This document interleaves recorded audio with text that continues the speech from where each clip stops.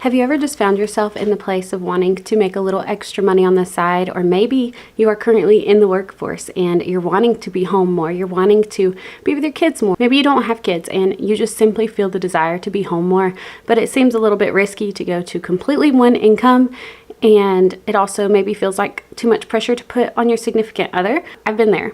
And so today I just want to share with you some creative low-income side hustles that I have both tried and experienced and found what works best, maybe what doesn't work best, and then also some that I have friends and family that have done that seem like so much fun and such a great way to earn some extra cash. So the suggestions that I'm going to make today do not revolve around making tons and tons of money or having large startup costs or anything like that. What I am suggesting are all ideas that you can do with not a lot of time, because this will be seen through the lens of a homemaker or someone who desires to be a homemaker. And I feel like most often the struggle with that is finding the time to do it. You make time for the things you care for, right? But if you're a homemaker, then obviously the thing that you probably care about most, or like almost most in life, is either your home or your kids or your family or whatever may come with that, your community, whoever you're caring for, and the people that are going in and out of your door. So you want them to have the most of your time. You want them to have the freedom to interrupt whatever else you might be doing, because they are priority. At least that's how it is for me. It's been a bit of a struggle to find side hustles or jobs that allow that. And I just want to walk through that a little bit today and give you some ideas as well as some life experiences. So first off, I worked outside of the home in the workforce for 6 years and then continually felt the pull to be home full time since my husband and I had gotten married. Once we finally got to a point of we had had our first child and still didn't feel like financially we could make it work with me being in the home and not making any money, I took a position where I was able to work from home full time. And while this is great in theory and there was a silver lining to it, it was very demanding. It was a really tough position, but I don't think it's isolated to that one job. I think most work from home jobs, as long as you're working for a company, a corporation, someone outside of yourself, then that's going to be the case. They're going to want you to work certain hours. They're going to want you to be available to do your job when they're doing their job. And that's completely understandable. But for me, it was just not worth the amount of stress and effort and still having to be away from my family, even though we were in the same house. I was kind of trapped in like a basement office doing my job, and my family was upstairs living life without me. I hated it. I did not enjoy that. But what it did allow was for me to be home all the time and see if that was something that I would actually enjoy. One of my big fears whenever I was leaving working outside the home was, am I going to feel like the walls are closing in on me all the time? Am I going to feel trapped? And this allowed me for over a year to see that, no, I actually really do like being home all the time. I prefer that. I just don't want to do that while I'm here. As I've mentioned in other videos, we made some drastic changes to get to where we are today and to make it to where we could rely solely upon my husband's income. And then anything that I made would simply be extra money. It would be fun cash. It would be more to save up for a rainy day. You know, it would not be things that we relied upon to pay our bills. But I know that that's not a possibility for everyone. I know that maybe you are needing to make some extra money to make ends meet and to help your partner with that. So I don't know where you are in life, but I hope that some of these prove helpful for you. So the first thing that I ever tried was Etsy. And there's a lot of different ways that you can go with this. It's a very creative space, but it's also a space that has very low cost for entry. Like, it has very few barriers. You just pick what you want to do, you sign up, and you're good to go. I think there was a small fee that you pay like every month or every 6 months or something in order to have your shop on there, but it was quite minimal and I found it to be worth it. It was also something that I didn't feel like I was locked into for a super long time, so there wasn't like that long-term commitment. So for me personally, I did hand embroidery, which is a ton of work, but I honed in after embroidering basically everything that would stand still long enough. I tried to embroider. Like, I was stitching like crazy. I was enjoying what I was doing. It was something that I had recently learned, and I think that I had just watched something on YouTube and learned how to do it that way. But finally, I landed on this idea of hand embroidering wedding bouquets, and people would just send me a picture of their bouquet, and then I would stitch it on a piece of fabric and it worked really well. It ended up being something that people really loved. They loved the idea of, they wanted one of their own, and I could not keep up with the demand. Plus, I took custom orders closer to the holidays, so I kind of embroidered all kinds of stuff like outfits and purses and hats and whatever it may be. So it ended up being extremely successful. It was something that not a lot of people in my life were doing at the time, and so I think that helped me a lot. It gave me an audience that I was providing something that they didn't have available to them otherwise. And then they also just wanted to support me. They knew that I was home with a toddler and a newborn baby, and it was something that they wanted to utilize my skills for, as well as help support me through that season of life, and I am so grateful for that. It was so much work, but if anyone is interested in taking that idea and running with it, by all means do so. It was really fun. I had also tried some things with digital downloads on Etsy, and I did not find great success in that. I think it's because that is such a saturated niche on Etsy. It is something that a lot of people do with a lot of different types of things, but anytime that I have tried to do digital downloads, they just never took off in the same way. They never had a great response, and like I said, I think that it's most likely because there's already so much of that on there. Of course, there are all kinds of creative things that you can get into with that. You can do sewing, you can do quilting, you can do whatever.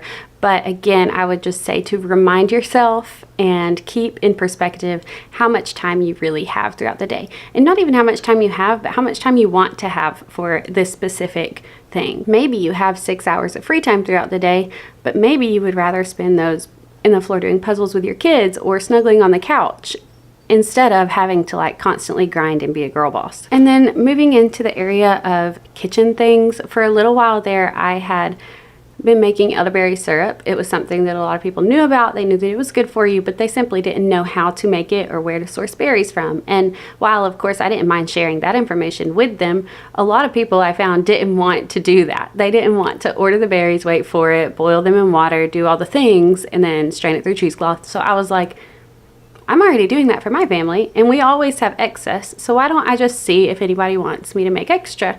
And I think I did 1 or 2 rounds of orders on those, and it had a good response.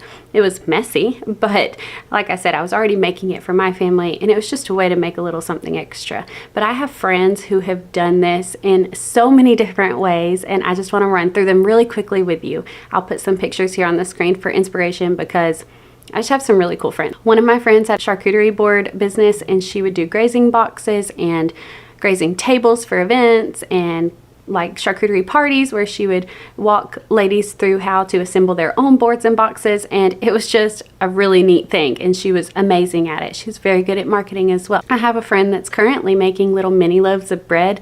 They are precious. I really want to do this myself, but she's doing an awesome job at it. She does different flavors. Some are like garlic, some are cheddar, some are raspberry, just all different things. I think there's like 4 loaves to a box, and they're so cute as well. This is not a trendy Pinterest thing, you guys, because my mentor, when my husband and I first got married, we actually rented her basement apartment.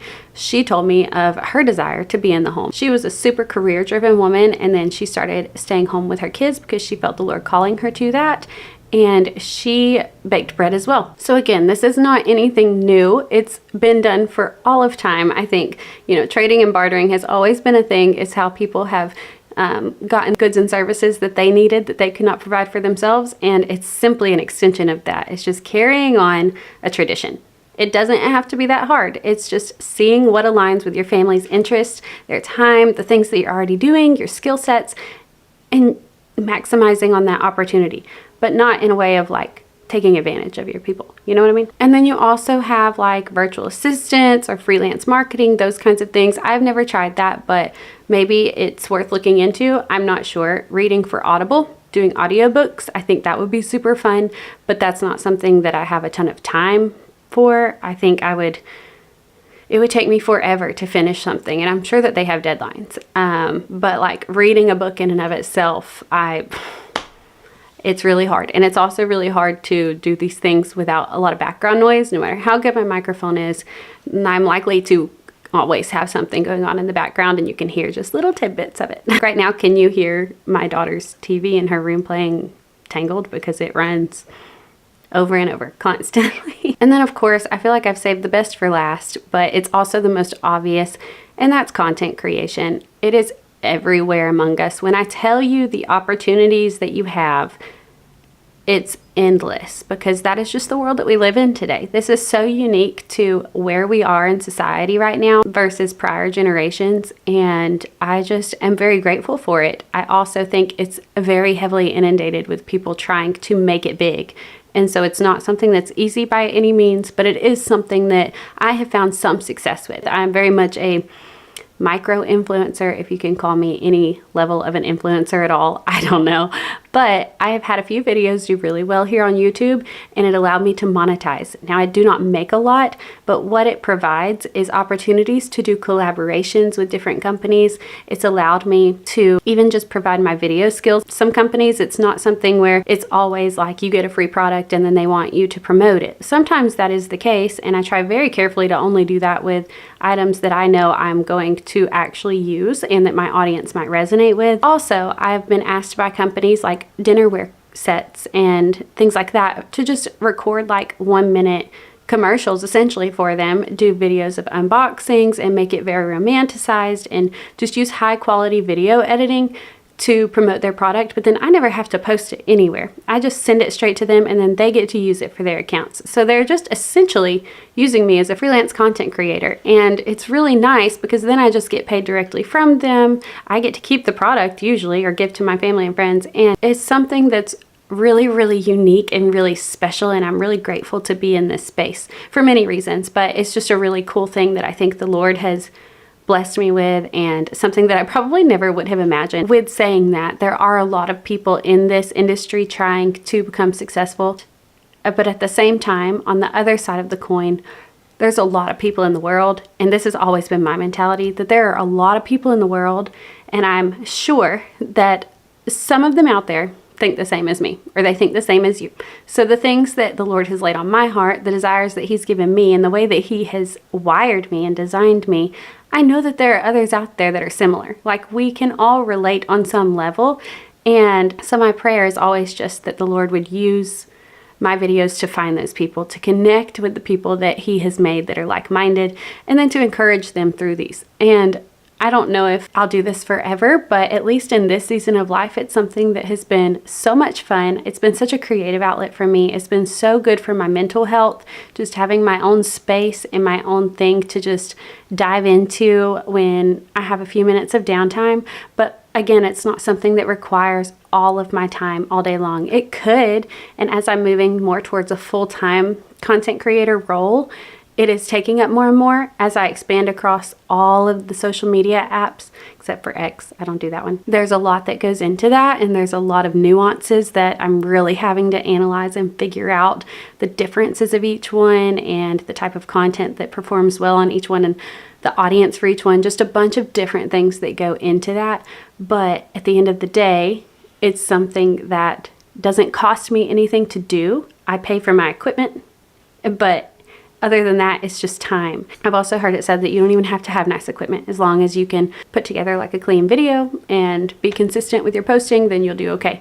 And I don't know, maybe that's true, but I just have a hard time with that personally. I feel like if I have a message I want to share, but they can't get past the first impression of like the sound quality or the video quality or the lighting or something, then it's not, the message won't ever get across. They're just going to find something else to watch that doesn't like drive them bonkers. Maybe that's just how I am, and I'm expecting others to be the same. But all of that to say, there is potential here. I can say that from experience. And I know that the people who are like buying farms and building dream homes that have been influencers and creators in this space for a long time are not doing that simply off of their YouTube earnings. While that does help a lot, I know that they have locked in brand deals with sponsors and contracts and these things that are way more secure than what the YouTube algorithm would allow this to be. So I'm hopeful that maybe one day I'll get there, but I hope for you that if you're considering trying, that you would just go for it. Because like I said, there are so many people around the world. I'm sure that some of them would want to hear what you have to say, which also gives a bit of a confidence boost when you realize like you're not the only one that thinks the way you do. And that speaks a lot for homemaking, for mothering. I mean, I feel like I'm a pretty confident person in and of my own self. Like, I know who I am in Christ, and I'm confident in the way that He's made me to be. But I know that we're also made for community. And while this internet community may not be like real life community and could never work in the same way that God has intended, it's still such a blessing. So if you are considering going for YouTube or any social media for that matter, I say just try it. I have friends that have made a ton of money off of TikTok. And I don't know how sustainable that is. I don't know how sustainable any of these are, but it's worth a shot, right? The thing that I like most about YouTube and that I find unique to YouTube compared to all the others, at least from what I've seen and what I've read, is that YouTube is the only one that I have found that simply pays you for people viewing your content. Like, you're not having to try and push things on people or sell things to people to make a penny. To make a penny, once you become monetized, you just have to post content. And they are constantly paying you for the views because of the ads that are within your video and things like that. But you're not having to actually like push those on people. If anything comes across as pushy, I think it's typically blamed more upon YouTube itself than it is on the person who made that video. Because like, I'm not choosing the ads that go all throughout this video that you can skip, or the ones on the side of the screen or anything like that. So I also love that you don't have to push anything on people. Similarly, 99% of the time, the people who I interact with on social media are not people that I've ever met in real life. And 99% of the time, the people in my real life don't ever acknowledge that I am doing something on social media. Unless it is Facebook, which I restrict to simply my very close friends and family. Nobody ever talks about the things that I put on social media, and that's fine. And then I think it probably is worth noting that you can do things like photography and stuff like that, you know, allows you to have a very flexible schedule. As long as you can find babysitters and things like that, then you can work around that much easier than you could a full-time job or if you were working for someone else. But at the same time, that's pulling you away for many hours, and maybe that's what you need, like mentally. Maybe you just need that break from home, that break from the kids, and I think that's okay. But it's also something to consider for sure. I know a lot of people, I have some friends that do that, and I also have some friends who used to do that and then they felt like it was pulling them away too much, and so they stepped back from it, and maybe they'll get back into it down the road. But right now, that's not where they are. All in all, if you are someone looking for a creative side hustle to help cushion your spouse's income, to help contribute and feel that sense of accomplishment, to help show your kids the work ethic, which you probably already are by working around your house as long as you're not sitting on the couch all day, these are all great ways to go about that. And there's endless ideas. With all of these things, I don't think it is safe to assume that it's going to happen quickly or that it's going to happen on any large scale. Maybe it will, but I think more often it probably won't. It's something fun. It's something that gives you that outlet, and it's something that provides a little extra cash along the way. And I think that that's super great. One final caveat, side note, that I feel like I need to add here and not ignore is, if you want to do a side hustle, that's awesome.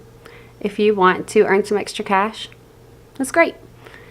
If at any point you feel like it is getting in the way of your priorities or pulling you away from soaking up every moment that you want to and that you possibly can of your children being in the little years, of your home being the most cozy and safe place that your family has to retreat to, it's totally fine to step back from a side hustle. It's totally okay. People are always going to be coming in and doing these creative ventures.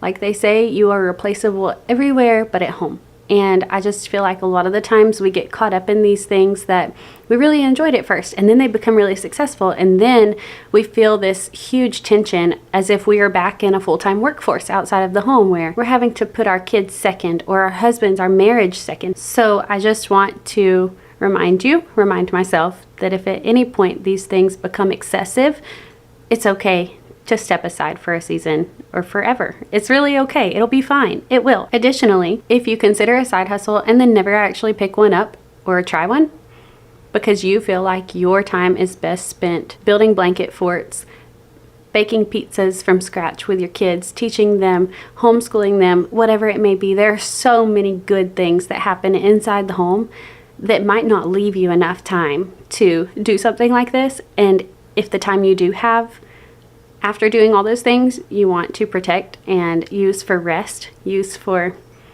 whatever comes your way, then I think that's completely fine too. I don't think it is absolutely 100% necessary for every person on the planet to make money. I think it is oftentimes necessary because of the world we live in and we got bills to pay. But it's all about figuring out what works best for your home, for your family, and for the hearts that you have been entrusted with. So I hope that you have enjoyed this. I hope that maybe you found some encouragement. Even if you didn't find any ideas, I hope that you leave here encouraged. And I hope that you're having a great day wherever you're at. I'll catch you next time. Bye, guys.